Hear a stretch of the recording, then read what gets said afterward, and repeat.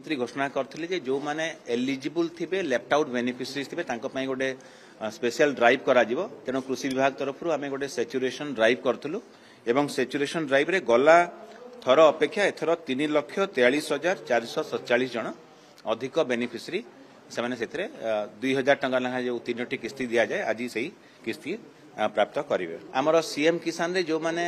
भी left out अच्छा बाद पड़ी किंतु योग्य हिताधिकारी हेबे सेमानकु भी आमे गोटे पोर्टाल करिछु सीएम किसान एवं पीएम किसान पई ऑनलाइन से माने आवेदन करि परिबे। ऑनलाइन आवेदन कला परे तांकर जहाँ भी आमर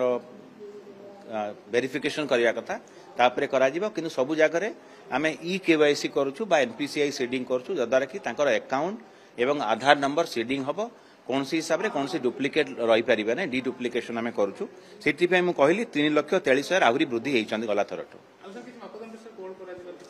नहीं आमर पीएम किसान आम राज्य सरकार का स्कीम नुह this is a central plan scheme government of India scheme से जहाँ भी नियम अच्छी जमती कहली मु आधार सीडिंग हवा कथा जड़े लैंडेड बेनिफिशरी होता कथा आमर राज्य सरकार जो सीएम किसान स्कीम अच्छी से जड़े लैंडलेस एग्रीकल्चरल हाउस होल्ड थे जी भूमिहीन परिवार भी थे से भी बेनिफिट पाती किंतु पीएम किसान से पाइपर ना। फार्मर रेजिस्ट्री आम कहे फार्मर रेजिस्ट्री रे जो माने चाषी माने तांकर जमी जमा संबंधी तथ्य देबे तेणु दीर्घस्थायी हिसाब से सबू चाषी मानकर तथ्य विभाग पाखरे बा एग्रीस्टैक गवर्नमेंट ऑफ इंडिया पाखरे रहिबो जद्वारा कि प्रकृत हिताधिकारी से बेनिफिट नहीं पारे से प्रोग्राम एवं चालू रही। बहुत धन्यवाद।